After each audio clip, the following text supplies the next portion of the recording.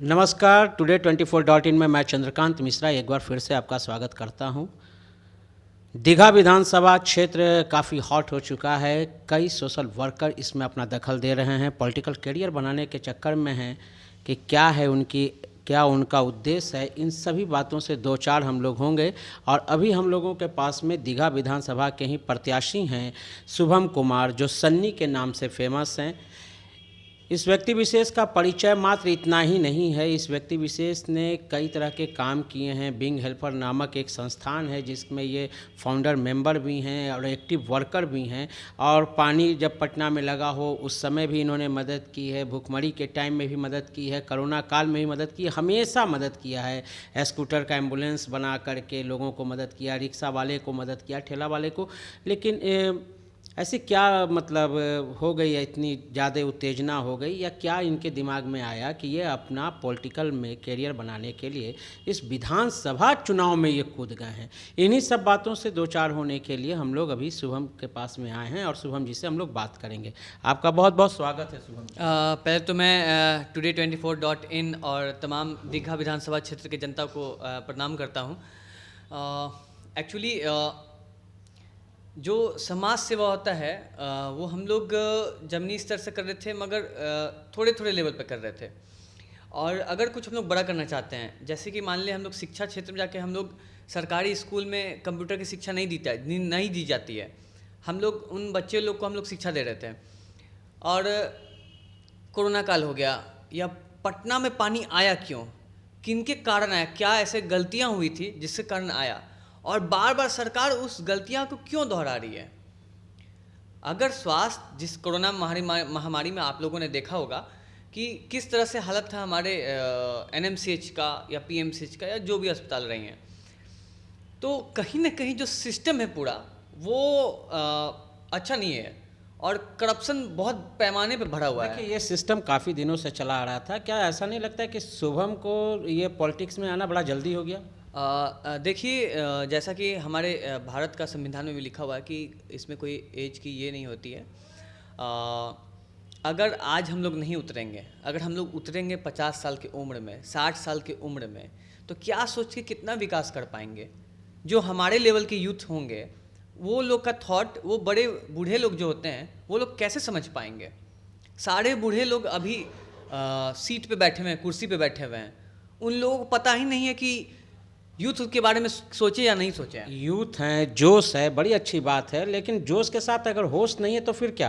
नहीं, ऐसी बात नहीं है। जैसा कि बहुत लोग जानते भी हैं, बहुत बड़े पैमाने पे या जितना हो सका हमसे या हमारी टीम के माध्यम से या सारे लोग मिल के सामाजिक काम किए हैं। और हम लोग का जो उम्र है वो उस उम्र में बहुत लोग, अच्छा मान लीजिए हम उदाहरण दे देते हैं। एक नेता हैं, उनका नाम तेजस्वी है, या किसी पार्टी से बिलोंग करते होंगे, कर्नाटक के हैं। आज वो मंत्री हैं ना, आज पूरे युवा राष्ट्र के अध्यक्ष भी हैं, राष्ट्रीय अध्यक्ष हैं, नाम नहीं लेना चाहूँगा। तो जब वो इस उम्र में कर सकते हैं तो हम लोग क्यों नहीं। और हमारे जैसे यूथ लोग बहुत सारे काम कर चुके हैं, बहुत सारे सम्मान उनको मिल चुका है इंटरनेशनल लेवल तक, तो हम लोग क्यों नहीं राजनीति में आ सकते हैं। शुभम जी, 2015 का चुनाव हो, 2020 का चुनाव में काफ़ी अंतर है। 2015 में जदयू जो है राजद के साथ मिल करके चुनाव लड़ रहा था। उस समय भी आपके दीघा के जो विधानसभा के भाजपा के प्रत्याशी थे संजीव चौरसिया ने 24,700 से अधिक मतों से अपने निकटतम प्रतिद्वंदी को हराया है। तो ऐसा आकलन करने के बाद 2020 का भी चुनाव आप देखिए, क्या ऐसा नहीं लगता है कि आप एक खतरा मोल ले रहे हैं? नहीं, देखिए, अगर आपका पॉलिटिकल देखना, हम बता रहे हैं, उस समय मोदी जी का बहुत लहर था। और अगर देखा जाए, अगर मोदी जी का तस्वीर हटा दीजिए बैनर पर से, क्या वो सिंबल जो वो सिंबल हटा दीजिए, तो कोई भी प्रत्याशी जीत नहीं पाएंगे, क्योंकि वो लोग अपने क्षेत्र में कुछ काम ही नहीं करते हैं। लगातार अभी दीघा विधानसभा क्षेत्र के जो विधायक हैं उनका हर एक जगह विरोध होते आया है, चाहे दीघा हो, चाहे बाबा चौक हो, इंदपुरी हो, चाहे गर्दनी बाग हो, बहुत सारे क्षेत्र में उनका लगातार विरोध होते आया है। एक यही विधायक नहीं है, जो भी विधायक अपने क्षेत्र में काम नहीं कर रहे हैं उनका विरोध हमेशा होते आया है। बच कैसे जाते हैं, वो सिंबल के कारण, दूसरे के नाम पर, केंद्र के नाम पर। बात हो रही है हमारे इस क्षेत्र की, आप केंद्र को क्यों लेके आ जाते हैं। आज देखिए कितना ज़्यादा डर है उन लोगों को। हम लोग जैसे नवयुवक लोग खड़ा हो गए हैं, हम लोगों के पास कोई स्टार प्रचारक नहीं है, कोई भी स्टार प्रचारक हमारे पास नहीं है। वो लोग बुला रहे हैं नरेंद्र मोदी जी को, जो हमारे देश के प्रधानमंत्री हैं, वो बुला रहे हैं योगी आदित्य नारायण जी को, वो स्मृति ईरानी को बुला रहे हैं। जितने फिल्म स्टार क्यों बुला रहे हैं, रीज़न क्या है? वो लोग डरे हुए हैं, अपने काम तो करते नहीं हैं। सबको शुभम बुला बुला जी, के वो लोग आप करते हैं। निर्दलीय इस क्षेत्र से चुनाव लड़ने जा रहे हैं। जी आप निर्दलीय, अगर आप जीत भी जाते हैं जी। तो भी आप निर्दलीय हैं, आपको जी। किसी न किसी ओर जाना होगा। जी। ऐसी परिस्थिति में आप एनडीए का हाथ पकड़ेंगे या महागठबंधन की तरफ जाएंगे? जी, अभी ऐसा कुछ मैंने सोचा नहीं है। जैसा परिस्थिति रहेगा, क्योंकि एनडीए और महागठबंधन का बात अभी कोई नहीं कर सकता। इलेक्शन से पहले तक बिहार का इतिहास रहा है कि कभी वो कुर्सी पलटता है, कभी वो कुर्सी पलटता है। तो अभी कुछ मैं बोल नहीं सकता हूँ इस बात पे। मतलब आप किसी ना किसी ओर तो जरूर जाएंगे, ये तो आपका मैं होगा ना? जाऊंगा, देखूंगा कि कौन सा पार्टी अच्छा काम कर रहा है, या उनका जो शपथ पत्र है उनको मैं रीड करूंगा। ऑलरेडी रीड कर चुका हूँ, वो मेरे मन में है, वो इलेक्शन के बाद मैं सोचूंगा। ये पत्ता आप अभी नहीं खोल रहे हैं कि नहीं, हम नहीं। कब आएंगे? नहीं नहीं नहीं, ये पत्ता मैं नहीं खोल। चलिए, एक और इसी से जुड़ा हुआ एक सवाल पूछ लेते हैं कि मुख्यमंत्री के रूप में नीतीश कुमार बेटर हैं या तेजस्वी?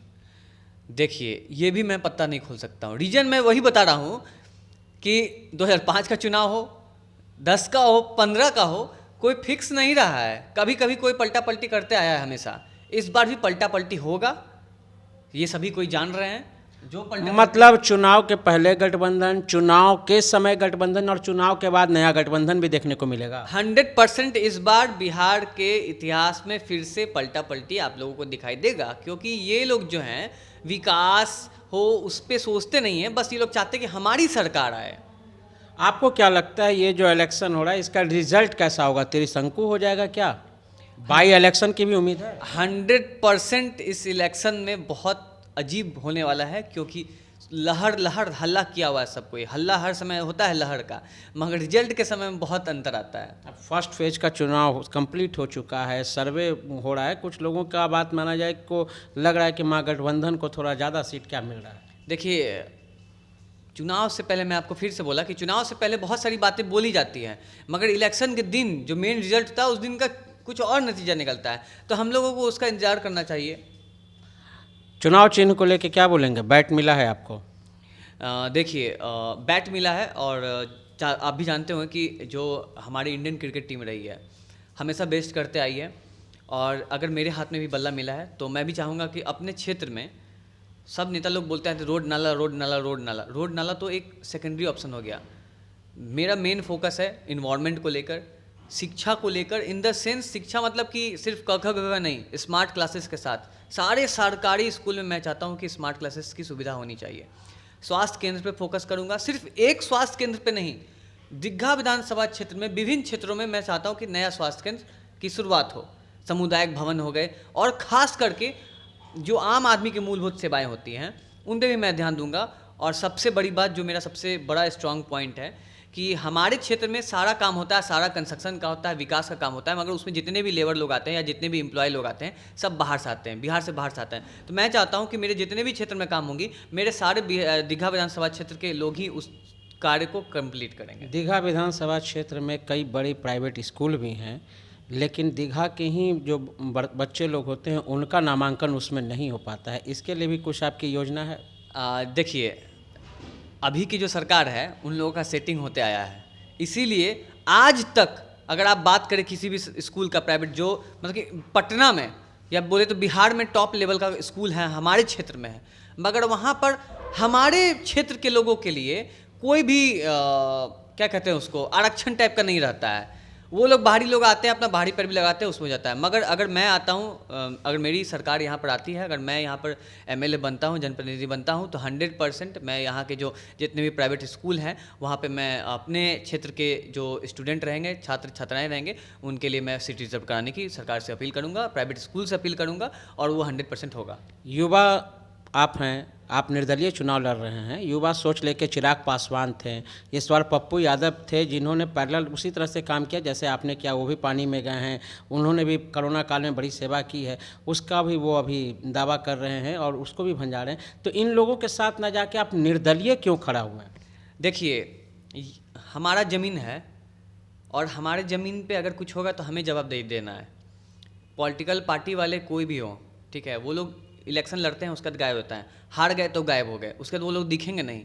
हमको तो इसी दीघा विधानसभा क्षेत्र में रहना है, पैदा भी हम यहीं लिए हैं, मेरे पिताजी सभी कोई यहीं पे रहे हैं, तो इसीलिए मैं चाहा कि मैं यहाँ से निर्दलीय चुनाव लड़ूं, ताकि वो सब लोग को पता चल सके कि हाँ, ये यूथ जो है, ये युवा जो है, शुभम कुमार जो है, ये अपना घर का बच्चा है, दीघा विधानसभा क्षेत्र का बच्चा है, और वो अपने दम पर लड़ रहा है, उन सभी के दम पे लड़ रहा है जो दीघा विधानसभा क्षेत्र में रहते हैं। तो वो विश्वास का जो उम्मीद होता है वो बहुत ज़्यादा लोगों को रहता है। भाजपा के लिए स्टार प्रचारक आते हैं, लोग जितने भी हैं स्टार को देखना चाहते हैं, उनकी बात सुनना चाहते हैं।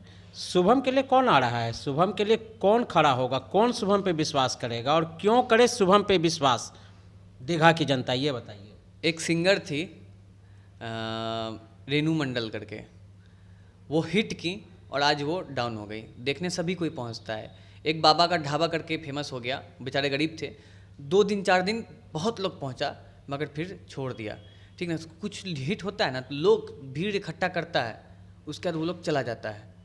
भीड़ पे मत फोकस कीजिए, भीड़ पे बिल्कुल फोकस नहीं कीजिए। हाँ, हमारा जो काम है डोर टू डोर जाना है, हर लोगों से मिलना है। जो वर्तमान सरकार या वर्तमान विधायक रहे हैं, डोर टू डोर कभी नहीं गए हैं, कभी भी नहीं गए हैं। अभी ऐसा दीघा विधानसभा क्षेत्र में जगह है जहां 8 साल हो गया, अभी तक एक बार भी विधायक जी लोग नहीं गए। और जब मैं पहली बार आया, फिर भी मैं कोशिश कर रहा हूं कि हर एक जगह घर डोर टू डोर जाकर लोगों की समस्या समझ सकूं, उनसे बात कर सकूं, उन्हें अपना पहचान बता सकूं और उनका पहचान मैं खुद जान सकूं। जब तक आप किसी के पास मिलिएगा नहीं तो उस क्षेत्र का आप विधायक कैसे बन सकते हैं? ये सबसे बड़ी मतलब कि सवाल होती है। और उसका आप अपनी जीत के प्रति कितने आश्वस्त हैं? देखिए, जीत हार अपने जगह पे है। मैं जिस तरह से मैं सभी लोगों पर जा रहा हूँ, सभी लोगों से मिल रहा हूँ, उन सभी लोगों का कहना है कि आपके जैसे युवा की बहुत ही ज़्यादा ज़रूरत है हमारे इस क्षेत्र में, क्योंकि यहाँ पे सब बूढ़े लोग आए हैं। अब बूढ़े लोगों का समय हो चुका है कि अब वो लोग काशी जाएं और वहाँ पे आराम करें। और आज जनता लोग सीधे डायरेक्ट बोल दिए कि अब आपके जैसे युवा लोग की ही यहाँ पे ज़रूरत है, और लोग मुझे बहुत ऐसा पसंद कर रहे हैं, आशीर्वाद मिल रहा है। कितने परसेंटेज उम्मीद है कि आपको वोट मिलेगा? मुझे जो परसेंटेज की जो ये बताना थोड़ा सा मुश्किल है, क्योंकि कोई नहीं जानता कि कितना परसेंट मिलेगा। सर, आपने तो सर्वे किया होगा, अपना मूल्यांकन आपने मैं जहाँ तक सर्वे किया हूँ, मेरा उम्मीद है कि हमको 60 से 65% वोट आना चाहिए। अच्छा, व्यक्तिगत रूप से अगर बात की जाए तो व्यक्तिगत रूप से शुभम की पसंद अगर हम बात करें तो तेजस्वी हैं, नीतीश हैं, चिराग हैं या पप्पू यादव हैं? देखिए, व्यक्तिगत तौर पे अगर देखेंगे तो मुझे कोई नज़र नहीं आते हैं। शायद हमने एक नाम छोड़ दिया, सुशील मोदी, इसलिए तो नहीं बोल रहे हैं? नहीं, उनका तो और नाम ही नहीं लीजिए, क्योंकि जब पटना में पानी आया था तो वो जब जा रहे थे तो हम लोग के सामने में बेचारे जा रहे थे। हम बेचारे शब्द का उपयोग इसीलिए करेंगे क्योंकि वो खुद फंसे हुए थे। उप मुख्यमंत्री जिनका केंद्र में सरकार है, सब कुछ उनका है, वो खुद फंसे हुए थे, तो उनका तो नाम ही नहीं लीजिए। उनका कोई नाम ही नहीं है, दूर दूर तक कहीं किसी को। चलिए, उनके नाम को छोड़ देते हैं, एक और प्रश्न कर लेते हैं जी। व्यक्तिगत रूप के ही पसंद की बात है, राहुल गांधी या नरेंद्र मोदी? सेंट्रल का, केंद्र का बात करेंगे तो हम लोग हमारे देश के जो अभी प्रधानमंत्री हैं नरेंद्र मोदी जी, हम लोग उनको चाहते हैं। चलिए, बहुत बहुत धन्यवाद आपका समय देने के लिए। धन्यवाद।